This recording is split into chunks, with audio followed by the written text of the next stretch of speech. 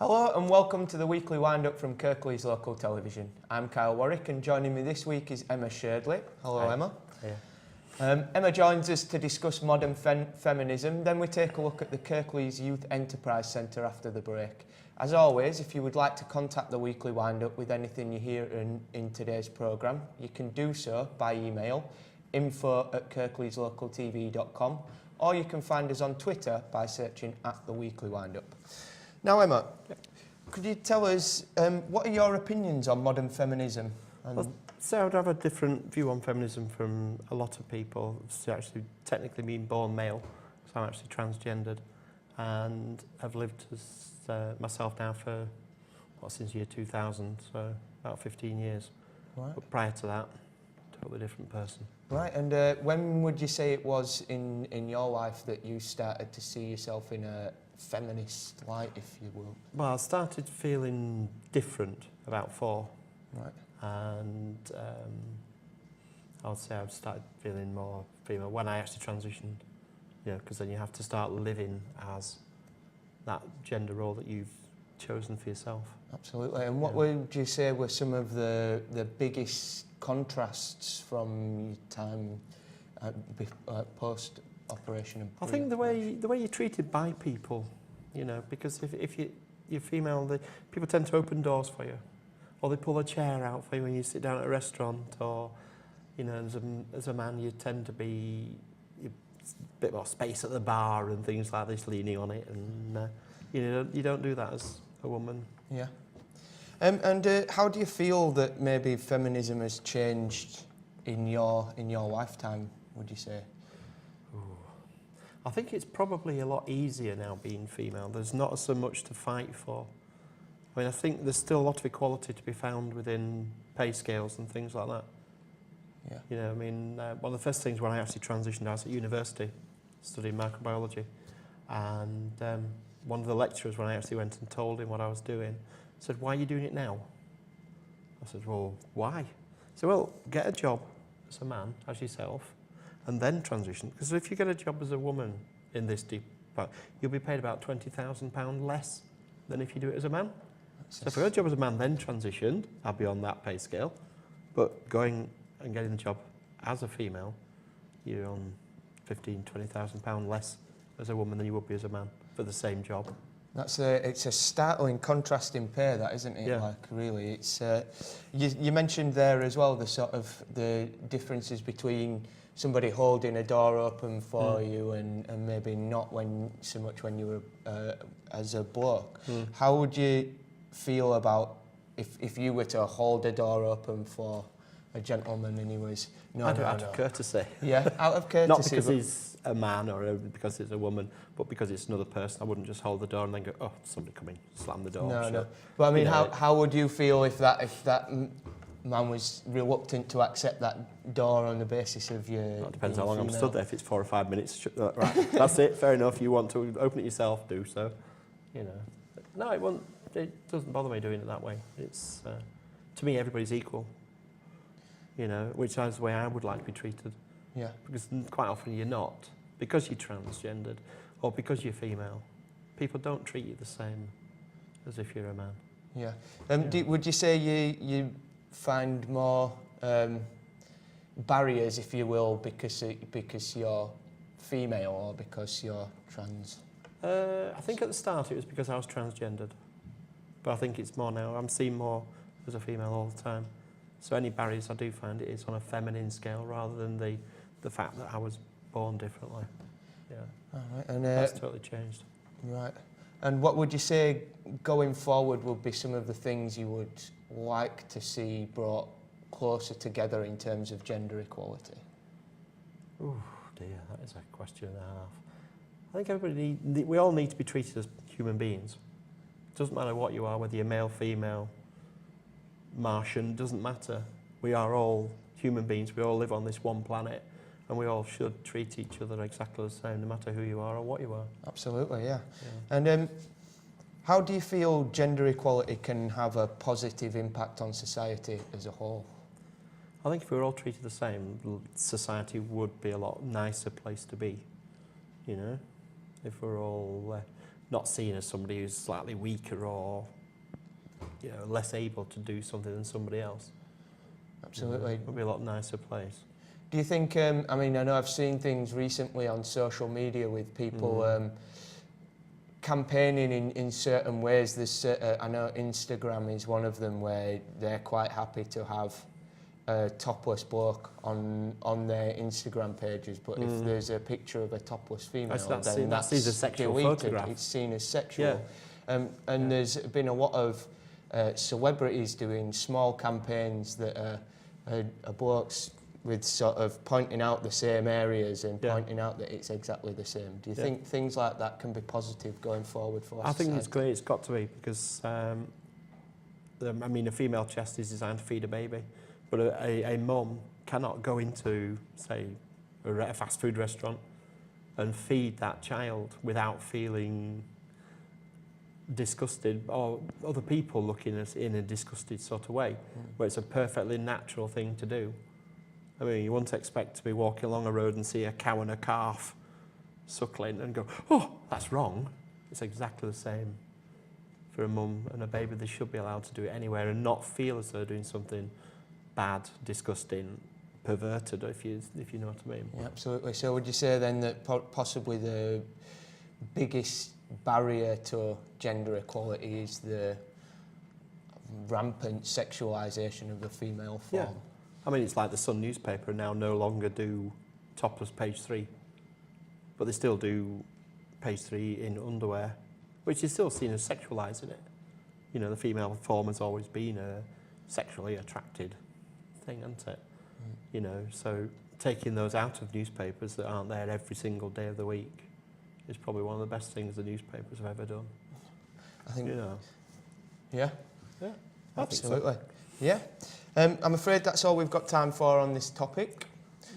Thank you, Emma, for joining us. It's been great talking to you. Once again, if you would like to contact the programme about anything you've heard on today's show, you can do so by email, info@kirkleeslocaltv.com. You can also find us on Twitter by searching @The Weekly Windup. Please join us after this break. However large or small your business, attracting new customers requires dedication and a lot of patience. Just like fishing, but you also need the right gear.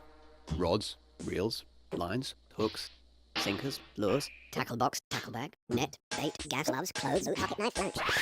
Or you could simply advertise with KLTV. Online, grow your business and your clientele.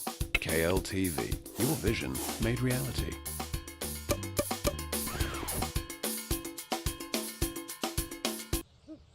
Should have gone to KLTV. Welcome back. Now we take a look at the Kirklees Youth Enterprise Centre. What does the Youth Enterprise Centre do, and how does it help young people in our area? Dave Hodgson has been finding out. This is the Kirklees Youth Enterprise Centre. It is in Rawthorpe, and it has been doing very, very good things for the youth of Kirklees area. I'm talking to Carol Carr, Programme Manager. She works for the council, but you can tell us a lot about it. So first of all, what's the history behind the Kirklees Youth Enterprise Centre? Okay, the project was approved in January 2012 and it's funded from the European Regional Development Fund and from the Department for Education. It totals £4.9 million funded by those two organisations and will end in December 2015. Who's it aimed at? It's aimed at the young people of Kirklees, those aged between 14 to 19 years of age who want to potentially start up a business within the creative and media industry. What involvement has the council in it? Because you yourself are a council officer, aren't you? I am, absolutely. Basically, we were heavily involved in the development of the bid, along with stakeholders in the project, including all those at Nether Hall and other private sector businesses within Kirklees. Our role in the council is the lead accountable body, so we work with Nether Hall Learning Campus to make sure that that money is spent properly and the young people benefit in Kirklees. That's really great, but what do you hope the legacy of this building will be? We're hoping that the legacy will be, not only will we get around 70 young people sustaining their businesses for at least 12 months, but also we have a youth enterprise centre for all those young people in Kirklees between the ages of 14 and 19. And of course there's Max, who is one of your big success stories. Absolutely, he's been an absolute definite success, and we've had a lot of promotion around Max and the work he's doing for the Down Syndrome Society, but also for himself as a business. Well, more power to his elbow. Absolutely. We'll be talking to Max a little bit later, so stay with us.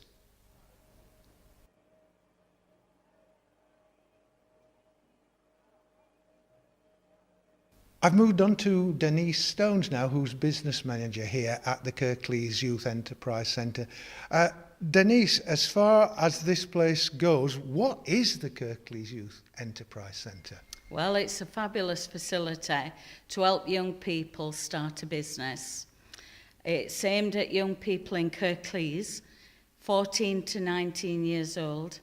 They join the programme with an idea. We help them develop that idea, give them further support to actually achieve a business plan. That business plan then is submitted to Dragons, a bit like the Dragons Den we see on television. That sounds awfully familiar, Denise. Well, it's not quite the same as the Dragons Den that we used to see on television, far more friendly. They pitch their business idea to the Dragons, and if they're successful, they will receive a grant of up to £5,000. To help young entrepreneurs, of course, it takes money, and that would mean you would need grants. So how do you get a grant in order to help people with grants? It's funded through ERDF, which is the European Regional Development Fund. And the grant is not in monetary terms. We actually procure goods and services to start the business. So when they actually pitch to the Dragons, it is for essential startup equipment and services. Okay, so how do you go about supporting the young entrepreneurs here in Kirklees? Well, it's through one-to-one business coaching. We help them develop their ideas. Sometimes when young people join us, they've got an idea. It's not always the case that they will actually pitch that idea to the Dragons. We help them develop it further, look at sustainability, whether they could actually achieve that. Well, of course, we'll be talking to Max in a minute. How did Max get involved, or could I say, how did you get involved with Max? Well, Max joined us having done a recruitment campaign at the college where his brother was studying, and he went home and gave Max the idea of starting a business. Initially, he wanted to do filming and photography. He'd been on a placement with Kirklees Local TV, and he loved it that much he thought he could start a business doing that. But we looked at the idea, it wasn't feasible. So we looked at the alternative, and that is designing and printing T-shirts. Well, there you go. Max designs and prints T-shirts. Let's go and talk to him.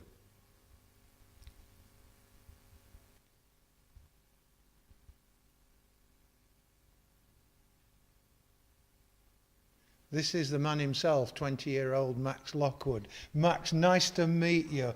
Lovely to see you. Too. And well done, because look at all this lovely merchandise. But you tell us, what products have you got? Well, we got tissue, like that now. We got feet on the glove. We got feet too there. Just it. And the designs, are they all yours? Today on mine. Yeah, that is really wonderful. Where do you sell your T-shirts? Fair or party or where? Yeah. Some of the profit is going to local charities, Denise. Can you tell me about it? Yes, that's correct. Max supports the Huddersfield Down Syndrome Support Group. They do some fabulous work in Kirklees, not only supporting Max, but his family and many other families around Kirklees, and he's delighted to support them in whatever way he can. They do actually sell some of the T-shirts for him, which is excellent, so it's only repaying them for the good work they do. These designs have been done in conjunction with Nisa Nimbili, who is a local artist, is actually on the KYC scheme. Is here on this programme. He started up his own business and they've worked together. These particular designs are around chromosome 21. Of course, all due with the Down syndrome. Yeah, that's what causes the Down syndrome. Yeah, so that's the theme behind these. And we've got 2 more in the pipeline that's currently under development. So we'll be extending the range ready for the summer. And Max, I hear tell that you're a big mover and that you sold £150 worth of your gear the other day, didn't you? I can't. More power to your elbow, mate. So from here to from the Kirklees Youth Enterprise Centre, back to the studio up at KLTV. Thanks for that, Dave. I'm afraid that's all we have time for on today's programme. If you would like to get in contact with the Weekly Wind-Up about anything you've seen today, once again, you can do so by email, info@kirkleeslocaltv.com, or you can find us on Twitter by searching @The Weekly Wind-Up. I've been Kyle Warwick. Thank you and goodbye.